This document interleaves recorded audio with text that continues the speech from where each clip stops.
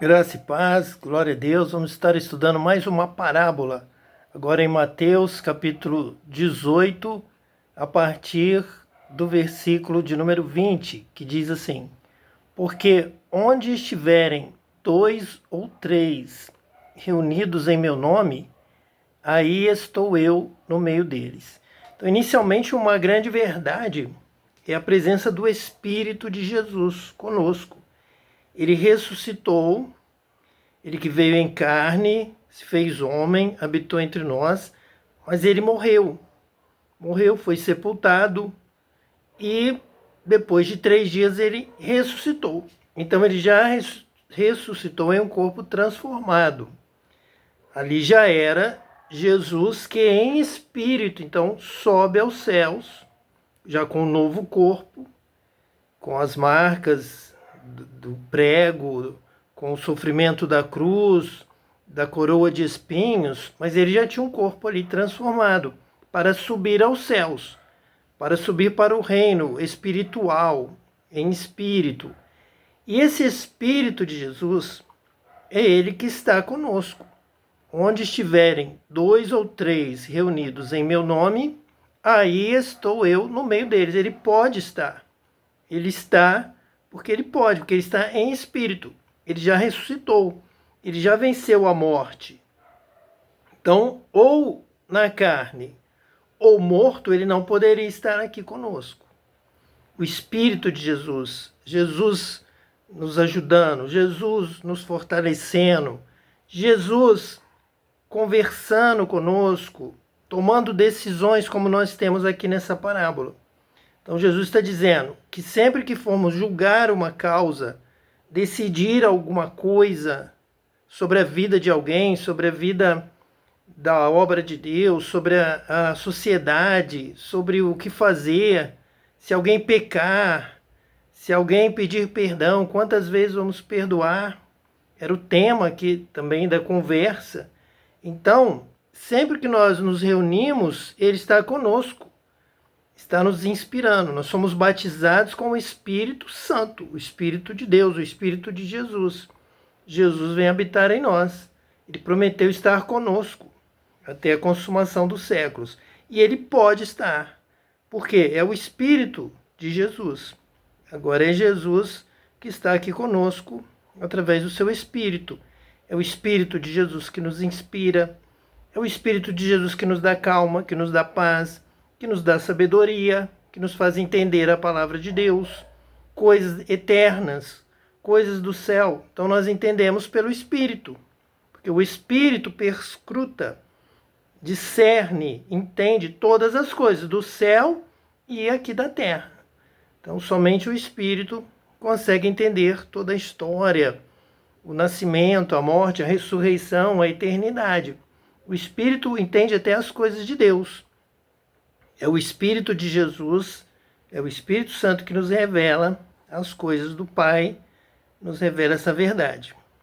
Versículo 21. Então Pedro, aproximando-se dele, disse: Senhor, até quantas vezes pecará meu irmão contra mim e eu lhe perdoarei? Até 7? Jesus lhe disse: Não te digo que até 7, mas até 70 vezes 7. Que é uma linguagem espiritual, uma linguagem da perfeição. É perdoar sempre. É estar sempre na direção do Espírito de Deus, na misericórdia de Deus, no amor de Deus. O amor de Deus nunca se acaba. O amor permanece para sempre.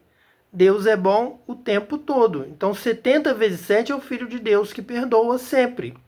Ele não acumula ranço, maldade, vingança, ódio. Ele não tem isso. Apenas perdão, misericórdia, mais uma vez, mais uma chance, porque é assim que Deus faz conosco. Se Deus nos perdoa de todos os pecados, nos perdoa sempre, nós também devemos perdoar o que o nosso próximo fizer contra nós até 70 vezes 7. Essa é a marca do Messias. Jesus Cristo é o Messias. Ele veio nos ensinar a verdade sobre Deus. Então Deus perdoa sempre. E o ser humano, só às vezes, de vez em quando, o homem tem muita dificuldade para perdoar. Sim, o homem carnal, sim, ele se sente ameaçado na carne, ele é materialista, e o materialista pode ser que não perdoe nunca. Mas o homem nascido de novo, nascido da água, do Espírito de Deus, ele perdoa sempre. Vivemos felizes neste ambiente. Devemos perseverar na prática deste perdão. É como diz essa parábola. Por isso, o reino dos céus pode comparar-se a um certo rei que quis fazer contas com seus servos. Então, o reino dos céus tem um rei. Esse rei, então, ele dita a regra, a lei, o que lhe agrada. É o momento dele, ele é o rei. Então ele vai acertar as contas com os seus servos.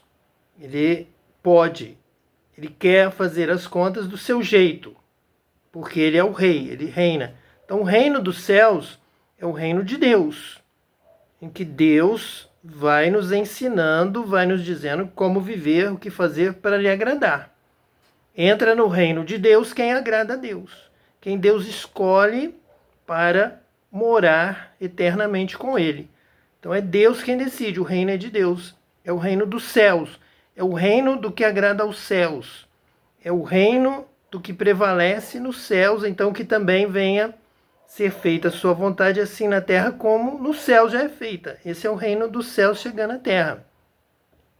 Então nesse momento o rei quer fazer contas, ver as dívidas, ver o que você tem feito de mal, de bom. Ele quer praticamente fazer uma limpeza no reino, colocar as coisas em ordem e retirar os que estão cometendo mal. Essa conta, na verdade, é uma conta pelas suas obras. O que está prevalecendo na sua vida? Você tem amado mais, ajudado mais, socorrido mais ou tem odiado mais, prejudicado mais pessoas? Essa é a conta constante de Deus. Então você vai viver aqui na terra para ser escolhido por Deus. Você vai viver aqui na terra como uma passagem para o reino dos céus. E como nós falamos, você vai formando o seu DNA de acordo com as obras do seu corpo, da sua mão, da sua voz, das palavras, do seu olhar, do bem que você faz para os outros. Vai sendo então formado um DNA em que depois da morte vai brotar ou bem, bênção, amor, vida eterna, ou mal, um fruto ruim que será cortado, um joio, uma palha, algo que não dá fruto, que não alimenta ninguém, não serviu para ninguém, não amou ninguém, ainda mais prejudicou, perturbou, perseguiu pessoas. Então você está se formando. Então deixa a luz de Deus entrar no seu coração, deixa o amor de Deus ser derramado na sua vida, deixa a bondade de Deus, Deus é bom. Faça o bem também, ajude as pessoas, deixe a bondade de Deus tomar a sua vida, encher seu coração, encher seu pensamento, encher a sua vida. Deixa a luz do céu entrar e você será uma nova criatura, você vai nascer de novo e você viverá eternamente no reino de Deus. É exatamente isso o que essa parábola nos ensina. Então vamos ver aqui o versículo 24 que diz assim: E começando a fazer contas, foi-lhe apresentado um que lhe devia 10.000 talentos. Então estava em débito. Tinha deixado de ajudar, tinha deixado de amar, tinha deixado de socorrer alguém, tinha tirado alguma coisa que fazia alguém feliz, tirou dele e a pessoa passou a sofrer, entrou em depressão, se tornou uma pessoa infeliz, frustrada. Então isso vai criando uma dívida espiritual, uma dívida com Deus. Se o seu irmão chorou por sua causa, isso foi criando essa dívida de 10.000 talentos. E não tendo ele com que pagar, o seu senhor mandou que ele e sua mulher e seus filhos fossem vendidos com tudo quanto tinha para que a dívida se lhe pagasse. Então tem essa ideia de que o rei, ele é severo. O rei é justo. O rei faz a conta muito certa e cobra tudo muito corretamente. Em uma lágrima, ele vê quem chorou e quem provocou a lágrima. Ele discerne tudo. Quem provocou a lágrima já tem uma dívida. Quem chorou já tem um crédito. Bem-aventurados que choram, porque serão consolados. Todos os que choram, todas as lágrimas caídas, todo o sofrimento, Deus está guardando. Deus está contando para acertar no juízo final. Já aqui na terra, já em algum momento, em algum ponto, você vai receber de volta. Deus vai te consolar, Deus vai te ajudar, Deus vai te abençoar. Mas ai daquele que está provocando o seu sofrimento, Deus vai cobrar dele, para que a dívida se lhe pagasse. Foram todos vendidos, era uma dívida muito alta, 10 mil talentos, seria um valor impagável. Então foi feito um levantamento de todos os bens que ele tinha e foi preciso que vendesse tudo que ele tinha, e na época era comum vender toda a família. Ele foi vendido, a mulher, seus filhos fossem vendidos com tudo quanto tinha para que a dívida se lhe pagasse. Vai pagar para o rei e o rei vai distribuir então para os pobres, para os necessitados, para os aflitos ali da sua terra. Então aquele servo, prostrando-se, o reverenciava, dizendo: Senhor, seja generoso para comigo e tudo te pagarei. Então houve uma fé, houve uma invocação, houve uma adoração, cantou um hino, reverenciava, elogiava, fazia de tudo o que podia. Então o senhor daquele servo, movido de íntima compaixão, soltou e perdoou-lhe a dívida. Então fazia parte da índole do rei. Assim é o rei. Aqui é uma revelação, assim é Deus. Deus é assim. Ele é justo, ele cobra tudo, mas ele perdoa. Ele se compadece, ele é misericordioso, Deus é bom. Então você chora, você clama, você pede, você promete, você glorifica a Deus, adora a Deus, louva a Deus, e vai chorando, vai clamando, vai pedindo, vai batendo, e Deus te perdoa. Soltou e perdoou-lhe a dívida. Assim é Deus. Deus é amor. Deus é misericordioso, Deus é bom. Deus é um juiz, mas é um juiz justo e um juiz misericordioso. Ele perdoa as dívidas, os problemas, perdoa os pecados. Então o rei, que aqui é Deus no reino dos céus, perdoou-lhe a dívida.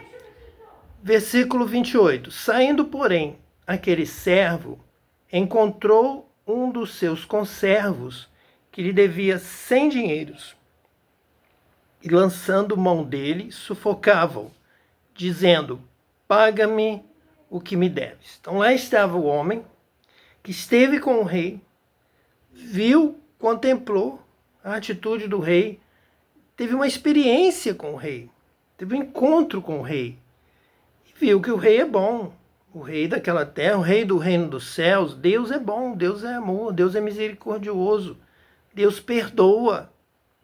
Então a sua experiência com Deus, o seu conhecimento da palavra de Deus, ele falou: eu te perdoo, estou compadecido da sua situação, vou te perdoar. Já que você pediu, você confia em mim, eu vou te perdoar. Mas o homem não aprendeu com a palavra, não aprendeu com a experiência com Deus, não teve conhecimento de Deus, não trouxe isso para a sua própria vida, para a sua própria ação, para ter um encontro com Deus e mudar a sua vida. Então o encontro com Deus tem que mudar. Se você conhece que Deus ama, se você sabe que Deus te perdoou, se você sabe a situação da sua vida e hoje está feliz, abençoado, Deus está te dando bênçãos, você sente a mão de Deus sobre a sua vida, então você tem que ser assim também. Você tem que se tornar um filho de Deus, conhecer a Deus, aprender com Ele, aprender com a sua palavra. E essa palavra tem que fazer vida em você. Ela tem que vir para a sua vida, tem que estar contigo. Você tem que viver de acordo com essa palavra. Então Deus perdoa, você tem que perdoar até 70 vezes 7. Mas não. Ele ficou livre, ele ficou orgulhoso, ele se sentiu novamente poderoso. Tinha pessoas que lhe deviam pouco dinheiro, 100 dinheiros. Neste caso, é um valor de um dia de trabalho, é um valor pequeno. E o versículo 29 diz assim: então o seu conservo, prostrando-se a seus pés, rogava-lhe, dizendo: ser generoso para comigo, e tudo te pagarei. Então, vejam bem, muitos já sabiam que ele tinha sido perdoado de uma grande dívida. E agora viam ele cobrando, desde que saindo lá da presença do rei. A presença do rei não mudou nada na sua vida. Ele não pensou em praticar boas obras. Ele não pensou em perdoar. Ele não pensou em amar como o rei lhe amou. Foi compassivo. Ele não quis entender, conhecer o rei para seguir os passos do rei. Para dizer, olha, aqui no reino dos céus, a ação é essa. É misericórdia, perdão, amor ao próximo, compaixão. Tanto é que o conservo repetiu a mesma atitude dele que ele teve diante do rei. Ele prostrou-se aos seus pés, rogando-lhe, dizendo, seja generoso para comigo e tudo te pagarei. Ele, porém, não quis. Antes foi lançá-lo na prisão, até que pagasse a dívida. Então ele é severo.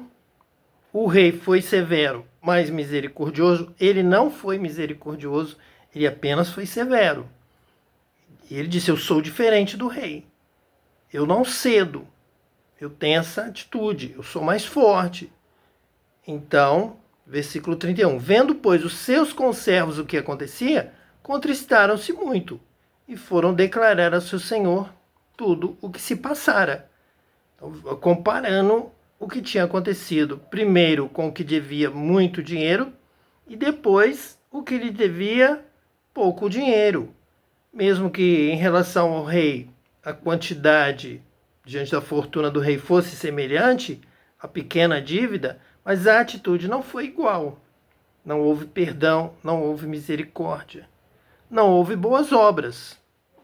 Eu recebi a graça, já não tenho mais dívida, mas eu não tenho nenhuma obrigação de levar a graça, de dar esmola, já que eu recebi graça. Acabou, eu não tenho que levar de graça nada para ninguém, de graça recebi, de graça dou. Não, a minha religião diz que só eu devo receber de graça. Ninguém mais vai receber de graça de mim, porque eu tenho que ser abençoado, sempre eu tenho que ganhar, sempre eu tenho que lucrar. Eu já lucrei com Deus e agora vou lucrar com os homens. E vou ganhar mais, e vou tirar mais, e vou cobrar mais, e vou ser avarento. Então é um engano, é um ensino errado que tem destruído vidas, religiões, tem destruído a história. Porque tem causado escândalo. Foi o que aconteceu aqui no versículo 31. Vendo, pois, os seus conservos, o mundo está vendo. O mundo nos deve conhecer pelo amor, pelo perdão, pela misericórdia. Mas no caso aqui houve um escândalo. Vendo, pois, os seus conservos o que acontecia, contristaram-se muito. Ficaram escandalizados, ficaram tristes. E começaram a difamar a religião daquele homem que recebe graça, fala de graça, recebi graça, tudo pela graça, mas eu não faço nada de graça. Se tem um pobre miserável, eu não vou dar esmola, porque aí é de graça, ele devia ter trabalhado, ele devia ter estudado, e ele está assim porque ele não é abençoado. O que é um engano, o engano do rico, que desprezou o pobre Lázaro, e depois foi para o sofrimento. Foi ali sofrer angústia, dor e sofrer muito naquele lugar.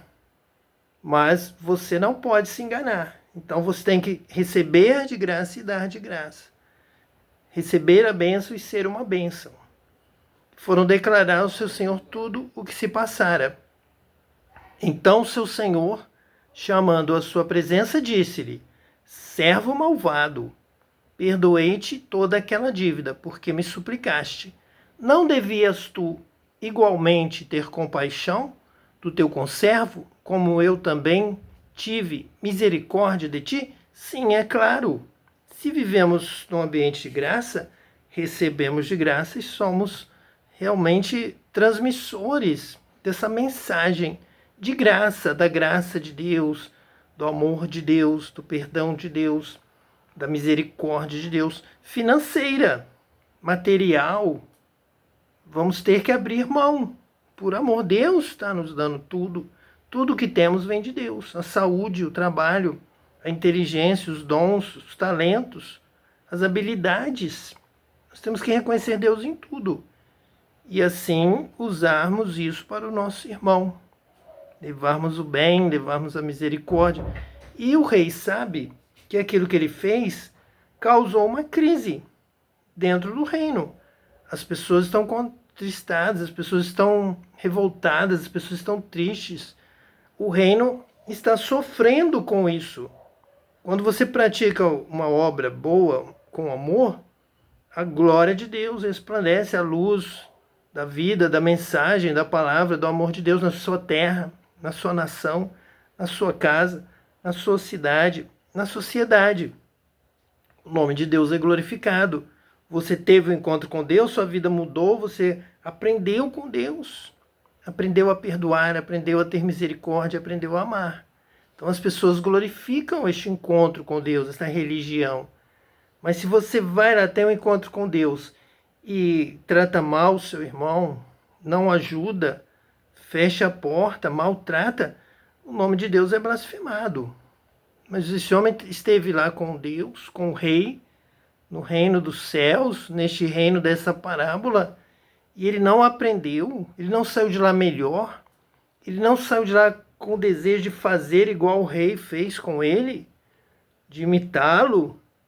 Então, de que adianta essa religião que não muda a sua vida, que não te ensina a amar, a fazer o bem, não te ensinou a perdoar, não te ensinou nem sequer a socorrer o seu irmão, filho do seu pai, filho da sua mãe, passando necessidade? Esse seu encontro com Deus não ajudou você nem a ajudar o seu próprio irmão. Então, vemos aqui o versículo 34. Indignado, seu senhor o entregou aos atormentadores, como o rico foi entregue também, até que pagasse tudo o que lhe devia. Agora a dívida é aquela, mas essa é toda ela, voltou para ele. Assim vos fará também, meu Pai Celestial, se do coração não perdoardes cada um a seu irmão as suas ofensas. Então vamos aprender com Cristo. Essa é a mensagem de Cristo, é a mensagem do reino dos céus. Nos ensinar quem é Deus, o que agrada a Deus, o que desagrada a Deus e nos ensinar como fazer. Então perdoe, pois essa é a mensagem de Cristo para você. Que Deus te abençoe hoje e eternamente, em nome de Jesus Cristo, o Messias. Amém.